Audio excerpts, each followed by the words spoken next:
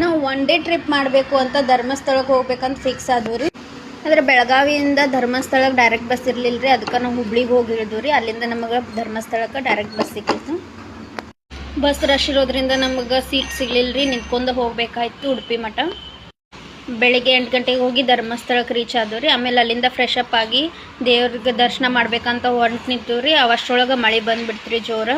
ಆದರೂ ಹಂಗೋ ಮಾಡಿ ತೋರಿಸ್ಕೊಂಡು ಅಲ್ಲಿ ಗುಡಿ ಕಡೆ ಹೋದ್ವಿ ರೀ. ಆದ್ರೆ ಅಲ್ಲಿ ದರ್ಶನ ಕ್ಲೋಸ್ ಮಾಡಿದ್ರೆ ರಶ್ ಇರೋ ಕಾರಣ 4-5 ಗಂಟೆಗೆ ದರ್ಶನ ಆಕೈತಿ ಅಂತ ಹೇಳಿದ್ರೆ ಹಂಗೆ ಆ ಕಡೆ ಊಟ ಮಾಡಕ್ಕೆ ಕಳಿಸಿದ್ರು. ನಾವಲ್ಲಿ ಊಟ ಮುಗಿಸ್ಕೊಂಡು ಈಗ 4-5 ಗಂಟೆ ಮಟ್ಟ ಏನು ಮಾಡೋದಂತ ಕುಕ್ಕೆ ಸುಬ್ರಹ್ಮಣ್ಯಗೆ ಹೋಗಿ ಬರ್ಬೇಕಂತ ಅಲ್ಲಿ ಹೊರಟ್ವಿ ರೀ. ಅಲ್ಲಿ ಹೋಗಿ ಮುಟ್ಟಕ್ಕೆ ನಮ್ಗೆ 2:15 ಆಯ್ತು ರೀ.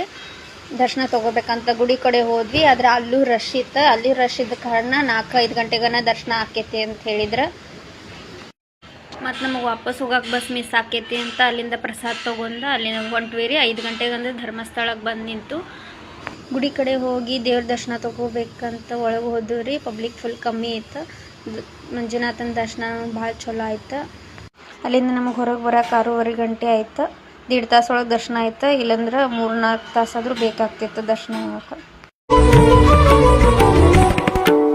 ನಾವು ಶನಿವಾರ ಸಂಜೆಗೆ ಬಸ್ ಹತ್ತಿದ್ವಿ ರೀ. ರವಿವಾರ ಹೋಗಿ ಬೆಳಿಗ್ಗೆ ಅಲ್ಲಿ ಮುಟ್ಟಿದ್ವಿ. ಮತ್ತು ರವಿವಾರ ಸಂಜೆಗೆ ಬಸ್ ಹತ್ತಿ ಸೋಮವಾರ ಮಧ್ಯಾಹ್ನ ಮಟ್ಟ ಅಂದ್ರೆ ನಾವು ಬೆಳಗಾವಿದಾಗಿದ್ವಿ ರೀ. ಬಸ್ಸಿಗೆ ಹೋಗಿ ನಾವು ಎಲ್ಲ ಕಡೆ ಒಂದೇ ದಿವಸದಾಗ ದರ್ಶನ ಮಾಡ್ತೀವಿ ಅಂದ್ರೆ ಆಗಂಗಿಲ್ಲ ರೀ. ಏನಾದರೂ ನಮ್ಮ ಸ್ವಂತ ವೆಹಿಕಲ್ ಇತ್ತಂತಂದ್ರೆ ಟೈಮ್ ಆ ಕಡೆ ಈ ಕಡೆ ಆದ್ರೂ ನಡಿತೈತಿ. ಎಲ್ಲ ದರ್ಶನ ಮಾಡ್ಕೊಂಡು ಹೋಗ್ಬೋದು ರೀ. ಒನ್ ಡೇ ಟ್ರಿಪ್ ಅಂತ ಹೇಳಕ್ಕೆ ಕಷ್ಟ ಈಸಿ ಆದ್ರೆ ಭಾಳ ಕಷ್ಟ ಆಯ್ತು. ಕಷ್ಟ ಆದರೂ ಇಷ್ಟಪಟ್ಟು ದೇವ್ರ ದರ್ಶನ ಮಾಡ್ಕೊಂಡು ಬಂದ್ವಿ. ಅದ ಖುಷಿ.